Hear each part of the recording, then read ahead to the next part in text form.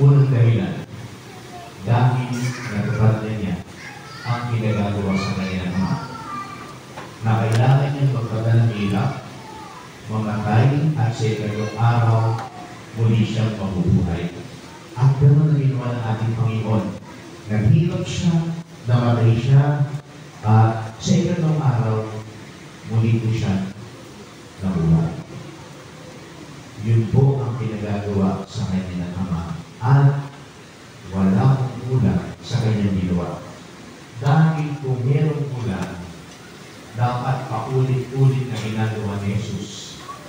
Pero hindi nga po. Minsan lang niyang ginawa. At yun isapat na. Dahil kumpleto ang kanyang ginawa. Walang kulang. Kailangan na niya pumakyat kasi wala na siyang gagawin. Wala na po siyang gagawin kasi kumpleto na. Kaya yung una. Kailangan niya pumakyat dahil nagawa niya ang pinagagawa ng Ama. Ang ikalawang dahilan kung bakit siya kailangan pumakyat sa langit ay ito. Para bumaba ang Espiritu Santo. Hindi bababa ang Espiritu Santo hanggat hindi umaakyat si Jesus. Kada hindi po pwedeng sabihin sila, hindi po. Dahil hindi magiging totoo yung ating Santisima Trinidad na ipagdiriwang natin sa susunod na linggo. Ano ang Santisima Trinidad? Isa ang Diyos, tatlo ang persona, Ama, Anak, at Espiritu Santo. Ngayon, kung nagkasama ang Anak at ang Espiritu Santo, lumalabas doon, dalawa Diyos. Dalawa Diyos. Kung magkasama ang Anak at ang Espiritu Santo, dalawa Diyos. Hindi nga po. Dahil isa lang ang Diyos, pero siya ay kumilos sa tatlong persona. Ang Ama, ang tagapaglikha. Ang Anak, ang tagapagligtas. Ang Espiritu Santo, ang nagpapabanal. Dahil nagawa na ng Anak ang pagliligtas, kailangan niyang umakyat sa langit upang bumaba naman ang Espiritu Santo.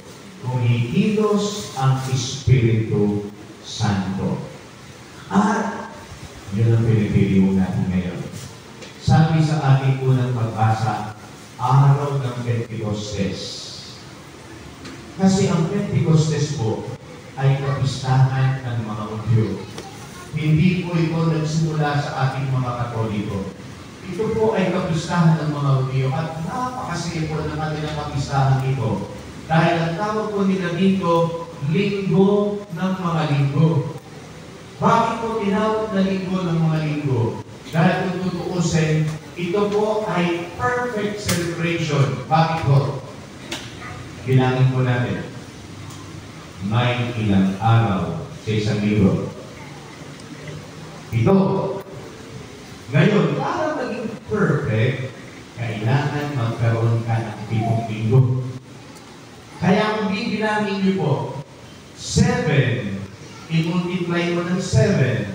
7 times 7 ay 49. 49 po. Kaya para sa kanila, ito ay napakalaking pagdiriwang dahil ito ay perfect 7. At yung ika-5 araw, kaya po Pentecostes. Ang ibig po sabihin ng Pentecostes, 50th day, ika-5 araw. Ang ginagawa ko ng mga Hudyo, lahat ng kanilang unang ani, dinadala nila sa templo. Kahit nasaan kang bansa, kailangan mong bumalik sa templo para ialay ang unang ani. Kaya kung titingnan niyo po, ang daming mga Hudyo ang bumalik sa templo noong araw ng Pentecostes na iyon. Dahil mag-aalay sila sa templo. Ano po ang nangyari? Habang ang mga apostol ay nakakulong, dahil natatakot po sila sa mga Hudyo, nandun lang po sila sa isang kwarto. Ayaw po nila na malaman bagyo, nagkakatipon-tipon sila dahil baka mahuli sila at baka gawin sa kanila ginawa kay Jesus. Natatakot po sila. Habang sila po ay nagkakatipon, dumating ang malakas na hangin na nagulat po yung mga tao. Ang malakas na hangin, nagdala ng Espiritu Santo sa mga apostol sa anyong ng ilang apoy. Nasa mga apostol ngayon, sa mga makita ng ilang apoy, ang Espiritu Santo. Ano po ang nangyari? Ito po, yung mga nasa loob ng kwarto, binuksan ang pinto, lumabas ng kwarto, at pumunta sa templo. Sa templo, nagdangalan po sila. Nagulat po yung mga tao.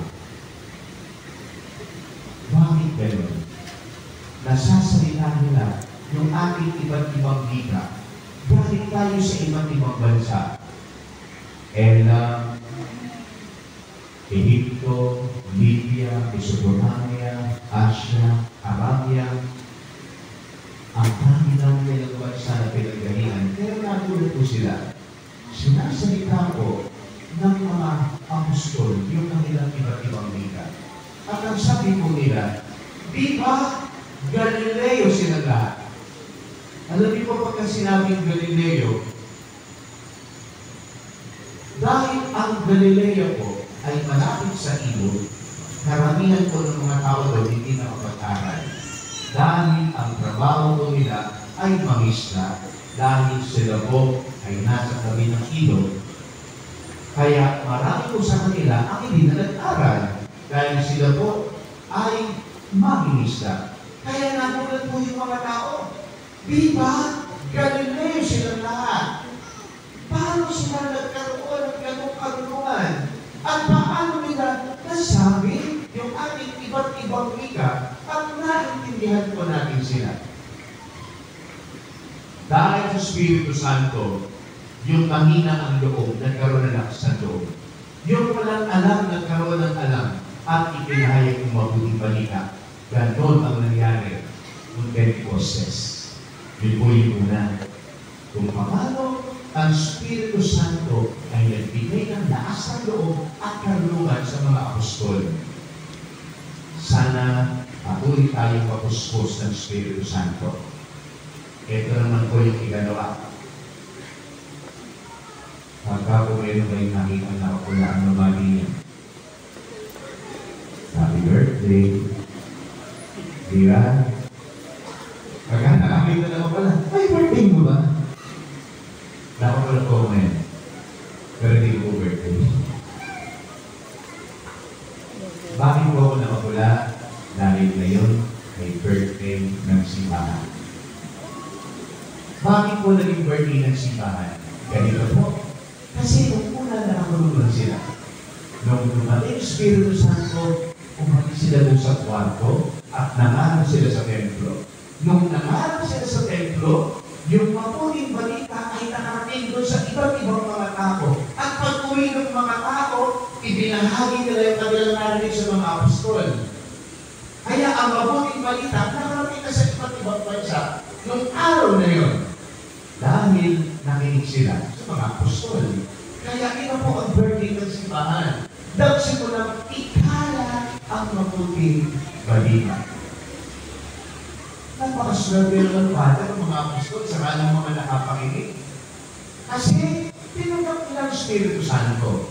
Pero gusto ko pong sabihin sa inyo, kayo din, yung tumanggap ng Espiritu Santo. Totoo po, tinanggap niyo ang Espiritu Santo kailan nung binigyan tayo. Yung pare na nagtingin sa inyo, ang sabi sa inyo habang nilalagyan kayo ng langis sa bunbunan, bata-bata pa kayo, walang ang bunbunan nyo, ngayon po, makikista po natin eh. Yung bata po kasi, malambot yung bunbunan, doon po nilalagay, sasabihin ng pare, ang gawin mo, ang Espiritu Santo. Kaya, nung binigyan na tayo, tinanggap po natin ang Espiritu Santo. pinuspos tayo ng Espiritu Santo. Father, bata ko po, no? Di ko po naintindihan. O sige, bata ka man nun. Pero, pinagtibay ng Espiritu Santo ang kanyang presensya nung inumpilan ka. Dahil sa umpil, hindi ko sinasampal yung tao, kundi binabati. Ang tawag po doon, bati ng kapayapaan, hindi po sampal. Yun po ay bati ng kapayapaan para sabihin po sa tao na tinanggap mo na ang Espiritu Santo. Kaya, totoo, kung paano ang Espiritu ay tinanggap ng mga alagad, nasa sa atin na rin siya. Depende na lang ngayon kung ating pinakikinggan o sinusundan ang Espiritu Santo. Para sabi ko sa inyo ng nakaraang linggo, sayang ang social media. Ito na ang social media para ipahayag ang mabuting balita. Kaya lang, sa iba ginagamit ang social media. Ginagamit ang social media para mag-trending. Ginagamit ang social media para mag-viral. Ginagamit ang social media para sumikat. Pero hindi po iyon ang layunin ng social media. Ang nasa ating Panginoong Diyos, gamitin natin ang social media upang madaling makarating sa ibang tao ang mabuting balita. Kung gagamitin lang natin ang tama. Ganun din ang Espiritu Santo. Kung gagamitin lang natin ang tama, okay. At huwag mo sabihin sa amin, Father, hindi ko totoo na nasa amin ang Espiritu Santo. Nasa sa iyo. Ihalimbawa ko na lang po sa inyo. Doon sa mga nagsasalamin. Minsan hinahanap ko sa salamin yun, hindi makita. Nasaan ba sa salamin ko, hindi mo alam, nakasuot na pala sa'yo. Hanap ko ng ano, kaya nakasuot pala sa'yo. Ganun po ang Espiritu Santo. Hinahanap ko, pero nasa sa'yo. Nasa sa atin na. Father, pagka po ba nagkasala ako, iniiwan naman ng Espiritu Santo? Hindi. Ulitin ko, pagka nagkasala ka, hindi tayo iniiwan ng Espiritu Santo. Kaya lang, nalulungkot ang Espiritu Santo kasi hindi natin siya pinanigan. Ano ang sabi ng ating ikalawang pag-asa? Hindi na tayo alipin ng laman. Dahil tayo ay iniligtas ng Espiritu Santo. Malaya na tayo. Ang problema, kung mananatili tayo sa laman, tayo ang humanap ng ating kapahamakan. Pero sa totoo lang, iniligtas na tayo ng ating Panginoon dahil sa Espiritu Santo. Depende na lang sa atin kung hahayaan natin na tayo ay makinig at gabayan ng Espiritu Santo. Ang pagdiriwang ng Pentecostes ay paalaala na tayo lahat, tulad ng mga alagad, ay tinanggap, pinuspos ng Espiritu Santo. Buksan natin ang ating isip, buksan natin ang ating puso, upang tayo ay gabayan at pagbabayan ng banal na Espiritu. Amen.